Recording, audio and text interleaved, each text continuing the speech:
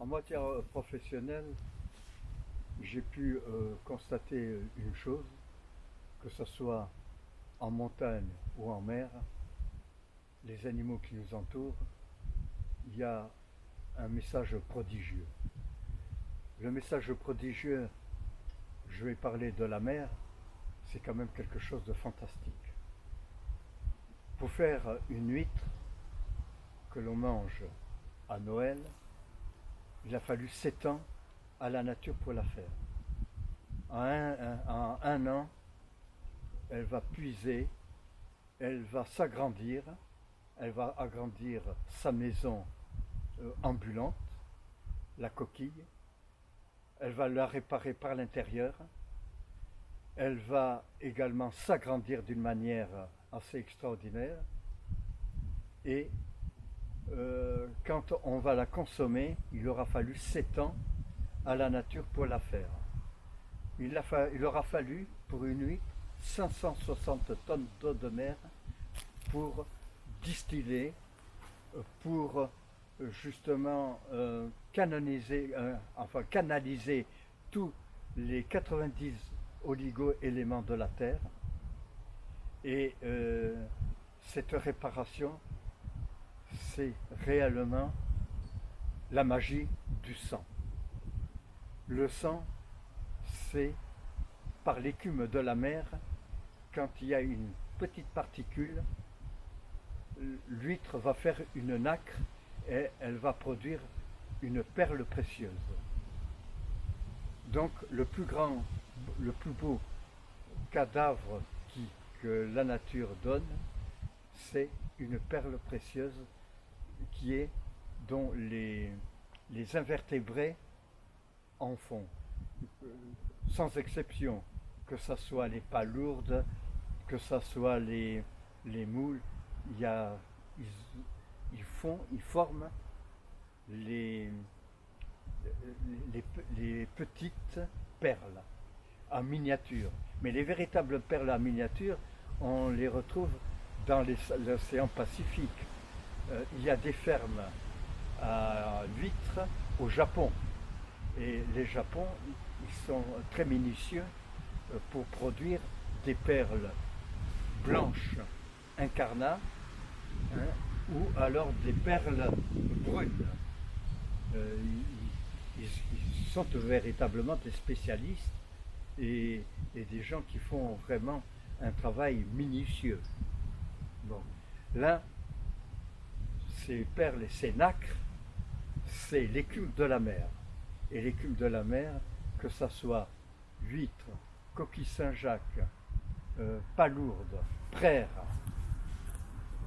les coques, et également même les escargots qui font également des petites perles miniatures, mais ils en font.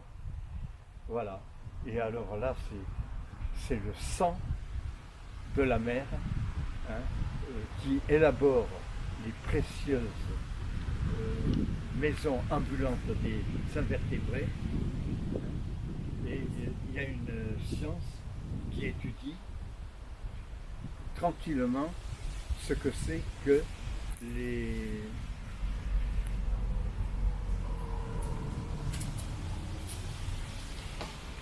que les, que les invertébrés marins. Voilà. Bon. Ensuite, il faut voir aussi qu'il y a eu des travaux comme le savant René Quinton, qui est décédé à l'âge de 63 ans, et qui avait pressenti que il avait fait des expériences sur un chien qui avait évidé de son sang, hein, et à la place du sang, en transfusion, il avait mis de l'eau de mer. Et le sang du chien s'était renouvelé d'une manière miraculeuse. Voilà, ça c'est les travaux de René Quinton.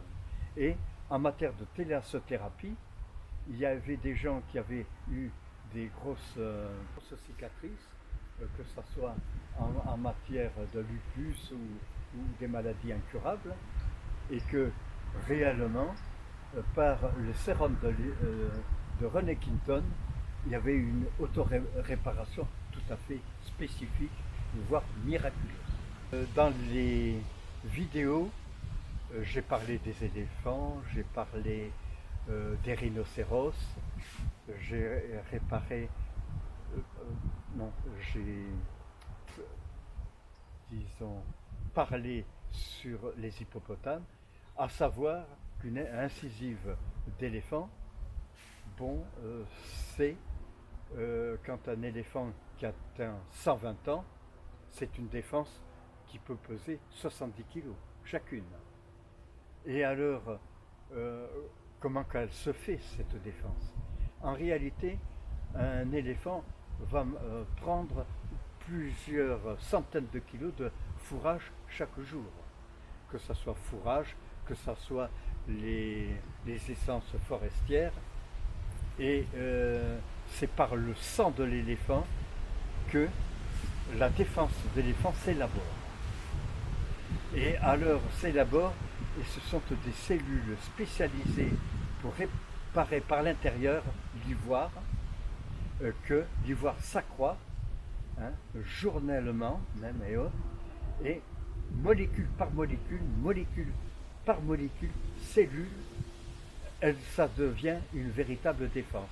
Et je le répète, un éléphant qui a 110 ans émane une défense de 70 kilos.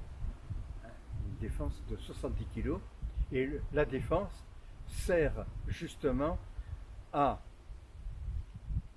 mettre un grand trou dans la terre et également de chercher le sel. Car le sel pour les éléphants, les pachydermes, c'est quelque chose, c'est une question de vie ou de mort. Il faut qu'ils cherchent le sel. Et ils enfoncent leur défense pour avoir le sel du sol. Voilà.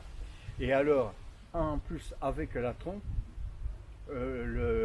l'éléphant, ayant mangé beaucoup de fourrage, il faut qu'il boive au moins énormément. Ce qui fait que dans les forêts africaines, là où il y avait l'arbre, il y avait les sources. Et là où il y avait les sources, il y avait les éléphants.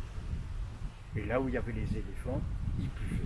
Et alors, il y a à savoir que en 1900, chaque année, uniquement que dans la colonie, dans les colonies anglaises, on tuait 70 000 éléphants par an. Sachant que 10 éléphants disons en 24 heures, va émettre une tonne d'excréments solides et également 2 tonnes d'éléments liquides. C'est-à-dire ce qui veut dire que la terre africaine est fortifiée par la faune sauvage. Voilà. Et cette faune sauvage, quand il y a par exemple des mangues ou un noyau de mangue avec les excréments de ces animaux-là, eh bien, la prolifération est prodigieuse et ça fait des fruits tout à fait remarquables. Et alors, il y a le rhinocéros. La corne de rhinocéros, c'est une défense redoutable et c'est par la magie du sang que le rhinocéros élabore sa défense. Alors, comme l'éléphant, la peau la peau du rhinocéros est beaucoup plus épaisse que celui de l'éléphant. Et quand il élabore justement sa défense, on voit que c'est par la magie du sang. C'est les centaines de kilos qu'il va manger en 48 heures, dont le sang va s'enrichir et ça va devenir une défense, une arme terrible. Voilà. Ensuite, vous avez l'hippopotame. L'hippopotame, ça veut dire cheval d'eau. C'est le cheval d'eau. il va manger des herbages et une incisive, une dent d'hippopotame peut peser 4 kilos, 4 à 5 kilos. Ça dépend de l'âge de l'animal. Et alors voilà, et c'est cette magie de des fourrages, des arbres, des herbages d'où il y a à peu près 90 euh, identités naturelles de fourrage que l'animal refait sa défense. Éléphant, rhinocéros et hippopotame. Voilà. Et il y a également les girafes qui vont pâturer les, les grands arbres par leurs grands coups et les okapis qui sont exactement de la même famille des girafes. Et ce sont, quand on voit l'éléphant, le rhinocéros, l'hippopotame, la girafe, ce sont les représentants de l'arche de Noé. Quand ces animaux-là, après le déluge, sont descendus sur Terre d'une manière symbolique. Et ça, on voit vraiment le symbole de l'arche de Noé. C'est les rescabés de l'arche de Noé. Voilà. Ensuite, tout ça, c'est par la grâce du sang que le rhinocéros, l'hippopotame, l'éléphant font réellement leur défense. Et la girafe, on le voit majestueuse, c'est un représentant de l'arche de Noé. Par contre, vous avez vous avez des animaux qui ont vraiment des défenses tout à fait remarquables, celle du gorille. Le gorille, quand on voit les... on a l'impression que le gorille, c'est un grand fauve. Parce que d'un seul coup de dent, il peut tuer n'importe quel animal. Et pourtant, le gorille, les observateurs comme Diane Forcé, qui a étudié les gorilles de montagne pendant 14 ans, quand le gorille se trouve devant un nid d'oiseaux, les œufs, il n'y touche pas. Il est vraiment complètement indifférent. Il pourrait, mais il ne le fait pas. Il mange surtout des noix de coco, il va manger des herbages et ça va lui donner une puissance extraordinaire. Un gorille, je revois également une personne qui a réellement qui a suivi le docteur Albert Schweitzer, disait que un jeune gorille de 4 ans, 5 ans l'avait amené les deux gorilles Néron et Horatius aux zoos de Paris et que d'un seul coup de poing il avait fracturé les côtes du médecin qui l'accompagnait. Donc une force prodigieuse en matière de musculaire. Il lui arrive d'avoir des fractures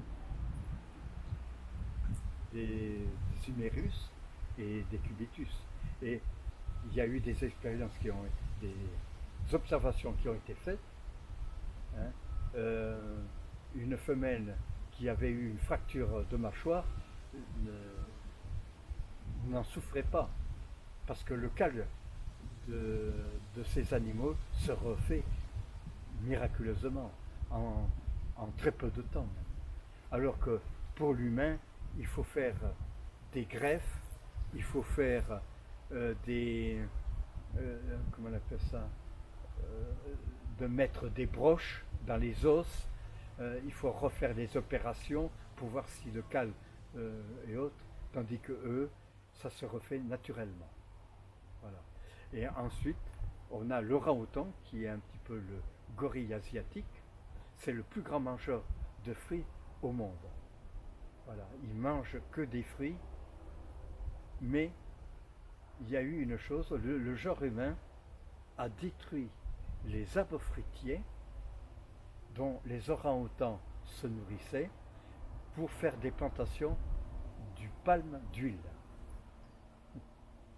Voilà. Et alors, l'orang-outan est en voie de disparition. Le gorille de montagne que Diane Forcé a étudié est en voie de disparition. Voilà. Les éléphants, les rhinocéros, les hippopotames, pareil.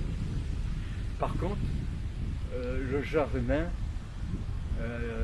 ces temps derniers, par la pandémie, ils ont fait vraiment des choses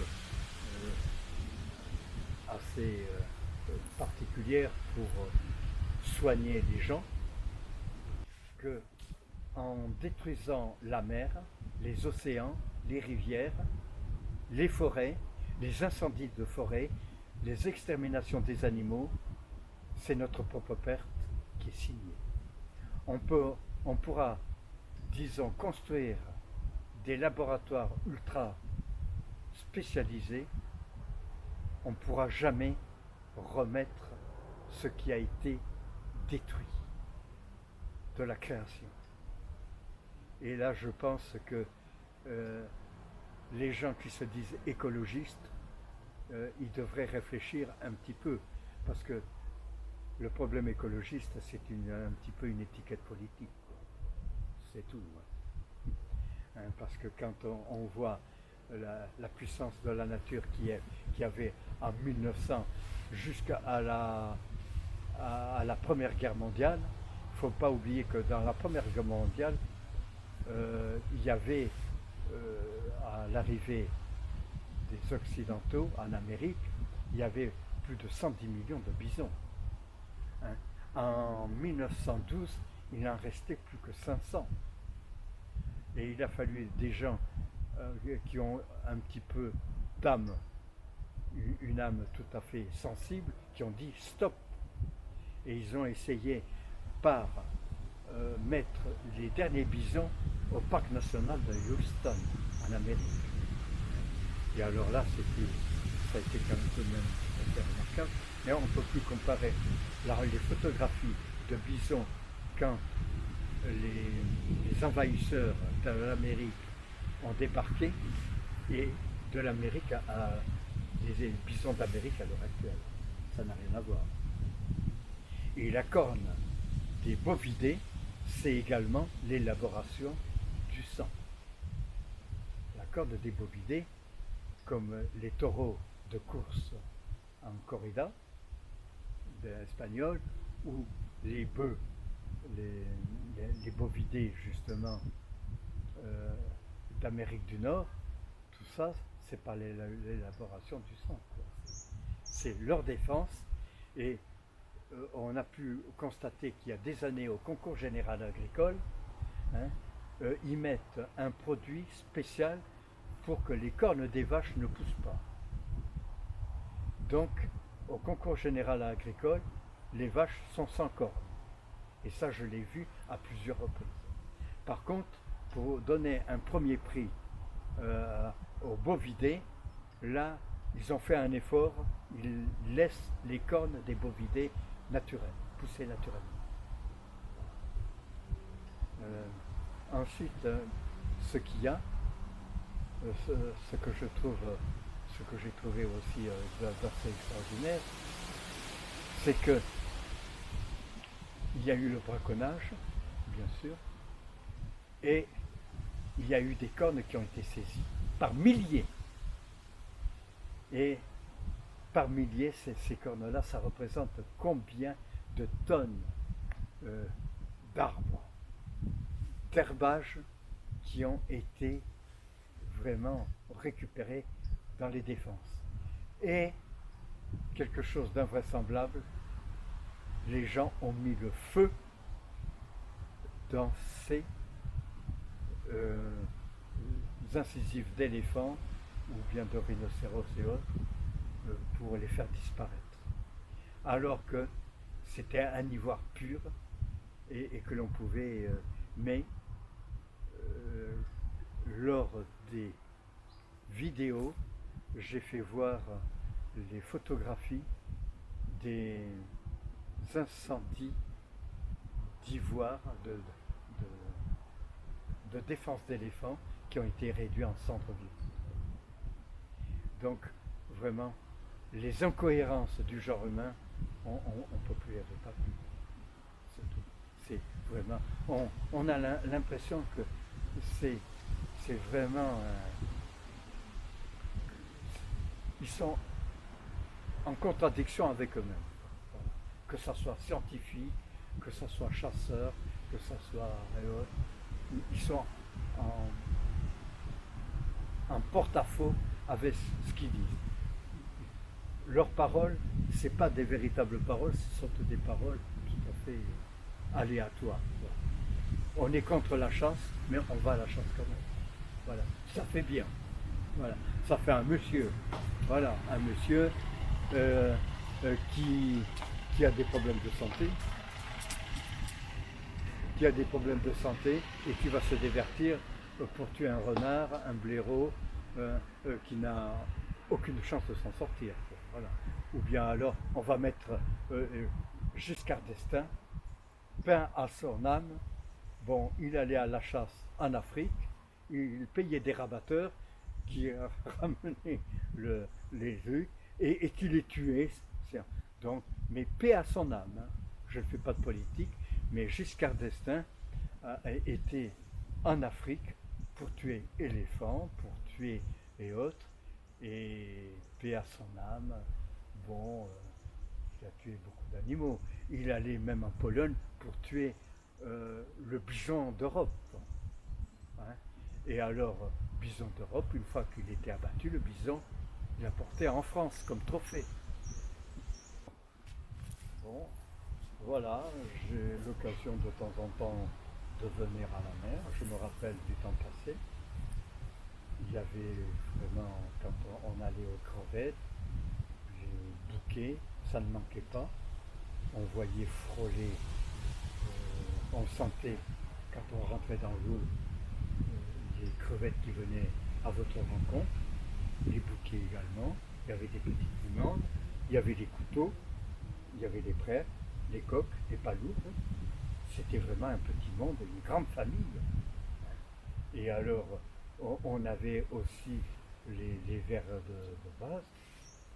Et j'ai vu des pêcheurs qui avaient des bonnes anguilles de bonne taille, des congres.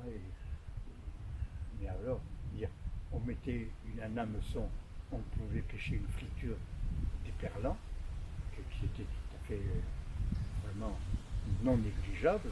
Mais maintenant, on a l'impression que quand on va à la mer elle est brûlée. On ne trouve plus non plus les petites étrilles, les crabes. J'ai pu voir quand je venais, en mer, que ce soit à Saint-Jean-de-Luz ou autre, il y avait des araignées de mer aussi qu'on pouvait avoir, on pouvait dénicher, on pouvait aussi avoir des tourteaux aussi dans les entrailles des rochers. Ici aussi. Bon, eh bien, là, il n'y a plus rien. On a l'impression que la mer, elle est brûlée, qu'il n'y a plus la vie comme il aurait fallu. Voilà. Et que si ça continue comme ça, bon, eh bien, la mer va vomir l'humanité. En matière d'Afrique, quand j'allais, disons, pour protéger tout ce qui est beau et noble, parce qu'avant, la protection c'était un grand mot, et un mot tout à fait honorifique. Hein. On voyait les grandes forêts d'Afrique avec les gorilles, avec les chimpanzés et autres. Il y avait les léopards, les panthères, les lions d'Atlas. Tout ça, ça faisait partie de la faune et de la flore sauvage. La faune et la flore sauvage ne faisaient qu'un. C'est bien avec la faune que la terre était engraissée, que les fruits et les herbages poussaient d'une manière fabuleuse.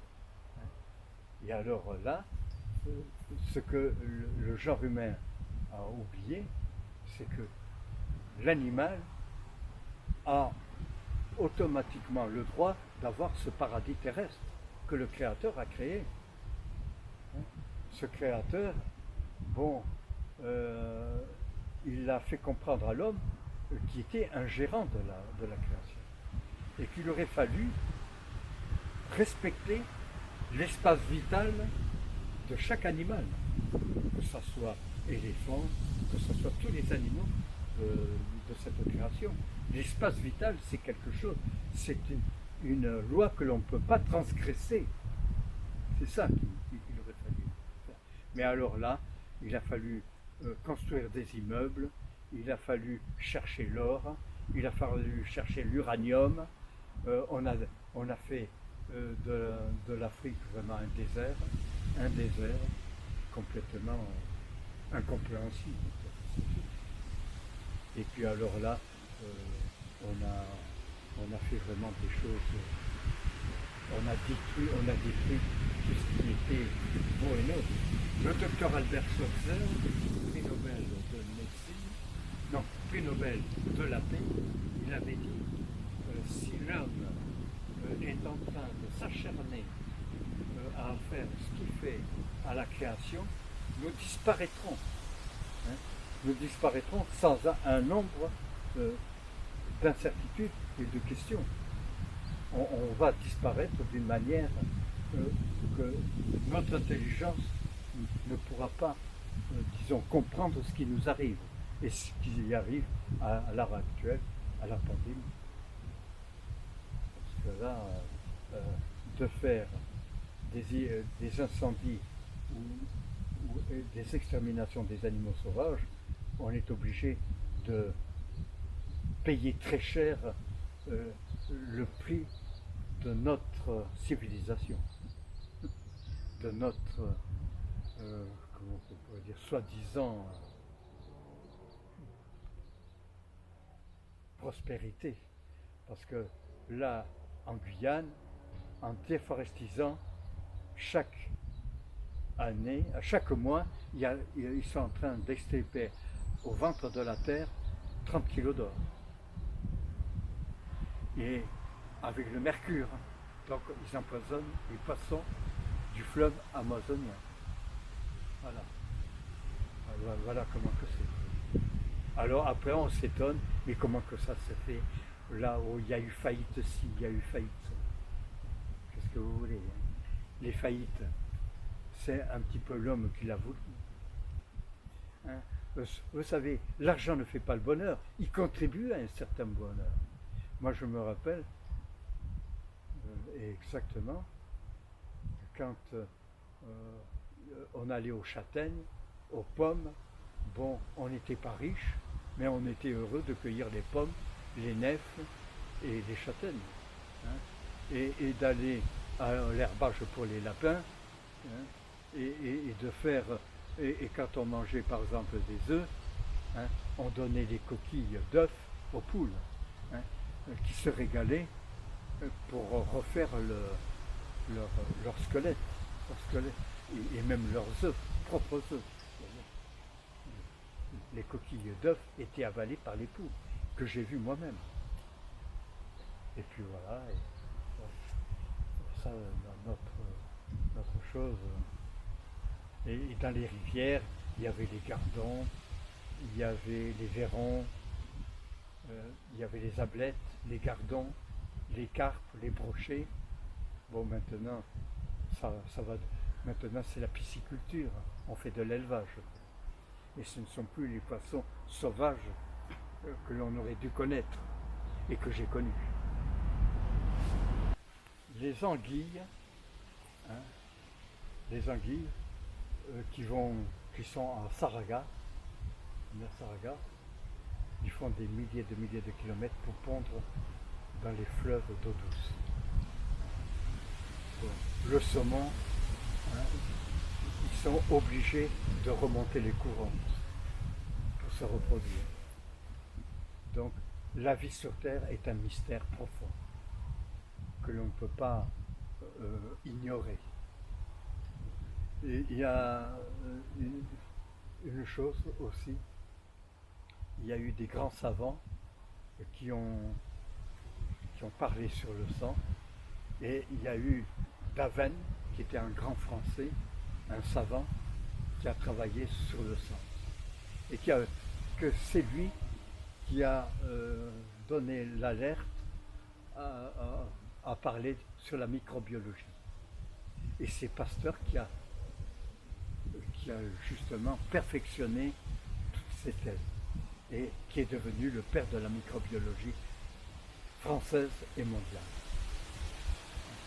Comme également le grand, il y en a eu un grand savant qui est le, le plus grand physiologiste, Claude Bernard. Claude Bernard avait étudié euh, dans ses travaux que la vie sur Terre était un véritable mystère et que quand disons, on questionnait Pasteur et Claude Bernard, ils disaient mais nous avons une parcelle de vérité que nous avons approfondie, mais en réalité, nous ne connaissons pas grand-chose. Nous ne sommes rien du tout. Claude Bernard, le plus grand physiologiste du monde. Pasteur, le plus grand microbiologiste du monde également. Et le professeur Philippe Ricord et le grand savant Alfred de Fournier de l'hôpital Saint-Louis, heureusement qu'il y avait eu les travaux de Pasteur, hein, et c'est de là qu'à l'Institut Pasteur, il y a eu un grand savant qui a reçu le prix Nobel de médecine et que dans son binoculaire d'un microscope qui grossissait d'une manière modeste, il a vu et il a compris qu'il y avait la phagocytose, c'est-à-dire que c'était les globules blancs qui protégeaient le corps, que ce soit le corps humain, le corps animal et même les arbres. Les arbres ont des réactions phagocytores morales, humorales.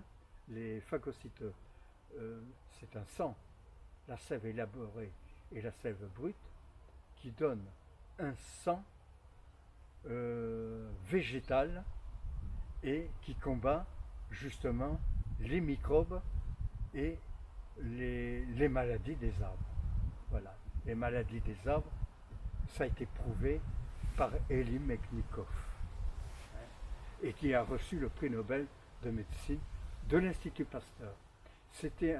Elie Mechnikov était d'origine russe et il était parti faire ses études à Berlin, mais il avait trouvé que c'était très froid à Berlin et il a préféré la France.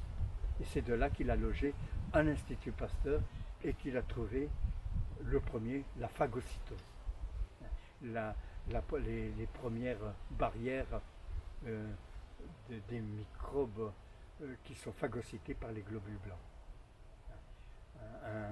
C'était un grand monsieur et malgré ça il a fait vraiment en dernier lieu d'autres expériences. Il a fait des expériences que les savants de l'hôpital Saint-Louis ont repris également. Voilà. Et alors il y a eu aussi Roux, Calmette-Guérin. Alors écoutez, Calmette-Guérin, c'était le bras droit de Louis Pasteur. Il a mis 10 ans à peu près pour faire son vaccin contre le tétanos et également contre la typhoïde et également contre la diphtérie. Et il a fallu un savant, le professeur Lépine, qui a mis 12 ans pour réaliser le vaccin contre la poliomyélite.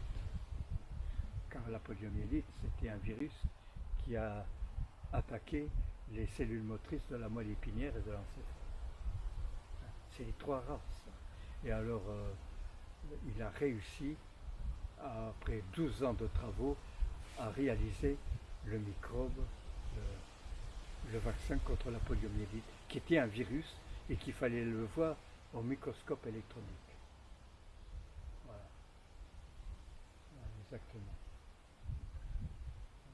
Et alors, ensuite, je saute du coq à l'âne. Il y a aussi un anthropoïde, tel que le gorille, le orang-outan, le chimpanzé. Ben, le chimpanzé, il y a des chercheurs qui ont travaillé et euh, ils ont les mêmes connaissances que les gorilles et les orang-outans, ils se guérissent par les plantes. Voilà. Alors la seule différence, c'est que le chimpanzé mange des proies. Il peut manger des petits lapins et des oiseaux et des œufs. Voilà. C'est la seule différence avec les autres anthropoïdes. Dans le sang prend une grande signification chez les serpents. C'est le sang qui élabore le venin.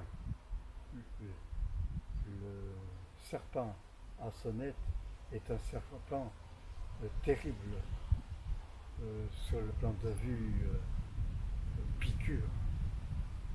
Tu peux tuer vraiment n'importe quel animal. Son venin attaque les globules rouges. Voilà. Et le mystère de son sang, quand il élabore son sang élabore le venin, euh, les, comment on appelle ça, les véritables connaissances n'ont pas toujours été mis à l'ordre du jour. Il y a beaucoup de questions qui peuvent se poser. C'est également un autre serpent, le cobra royal. Le cobra royal peut tuer un éléphant de 5 tonnes. Il ne le pique pas là où il y a la carapace, parce que la carapace est très épaisse et très dure, mais il le pique à l'intérieur de la trompe. Et des éléphants en Inde, chaque année,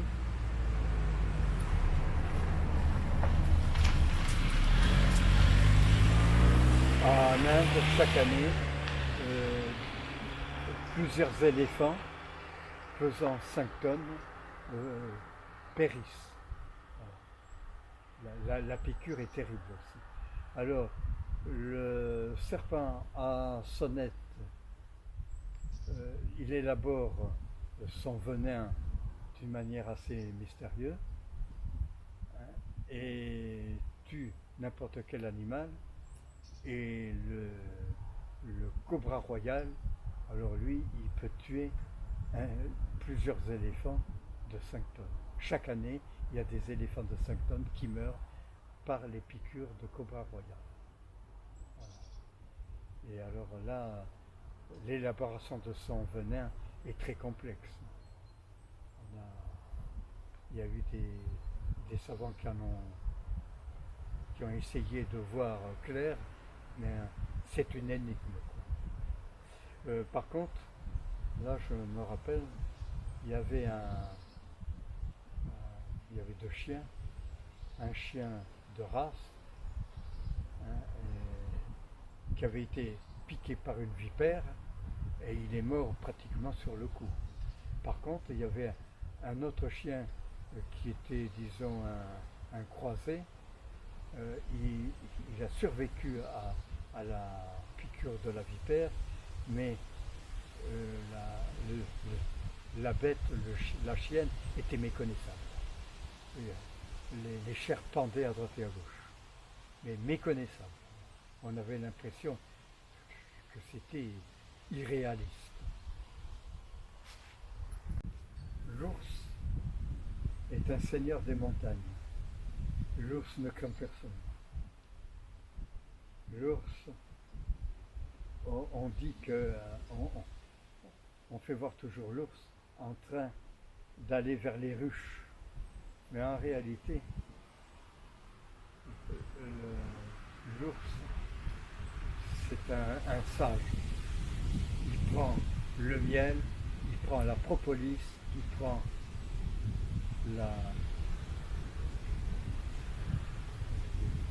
la cire d'abeille, parce que pour faire 1 kilo de cire d'abeille, il faut 7 kilos de miel aux ouvrières pour l'élaborer. L'ours, il prend la cire, le miel, la propolis, la gelée royale et le couvain. Et les maîtres des montagnes, ils laissent toujours la part au grand patron de la montagne, qui est lui. Maintenant, le lion, la Bible en donne pas mal de récits. Daniel, qui a été prophète de l'Ancien Testament, il avait été jeté à la fosse lion. Il y avait 7 lions et c'était des bêtes qui n'avaient pas mangé depuis X temps. Et au bout d'un certain temps, ils ont ressorti Daniel indemne. Les lions ne l'avaient pas touché. Il y a eu Sainte Blandine, qui a été une très grande sainte française, qui a été donnée aux lions, et les lions se sont couchés à ses pieds. Et il y a eu aussi, dans l'Ancien Testament, Samson. Samson avait tué le lion qui voulait le dévorer, et quand il a eu tué, très peu de temps après, c'est un essaim d'abeilles qui est venu dans les entrailles de lion, essaimer et donner un très bon miel.